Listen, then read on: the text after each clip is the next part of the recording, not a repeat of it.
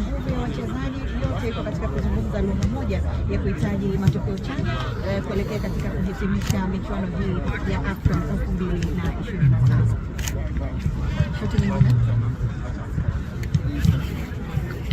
ni umbali wa dakika 5 mpaka 7 hivi kwa miguu kutoka ambapo kikosi hiki lilonalo ni kuhakikisha kwamba wanaweka rekodi ambayo Cote d'Ivoire imeiweka katika AFCON 2023 ya kombe hili kusalia katika ardhi yao ya nyumbani, na kama watafanya hivyo, maana yake watakuwa wanaweka rekodi hiyo kwa timu ya kwanza ya Afrika mwenyeji mrithi kubakisha kombe la AFCON nyumbani. Kwa hivyo wachezaji wanafahamu umuhimu na ukubwa wa mchezo huu, lakini pia morali ambayo iko kikosini.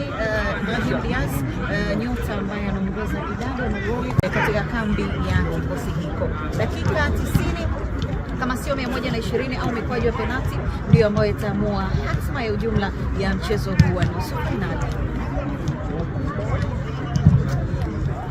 Kutokea hapa Rabat, Morocco, Fatma Abdalla Chikawe, Azam TV.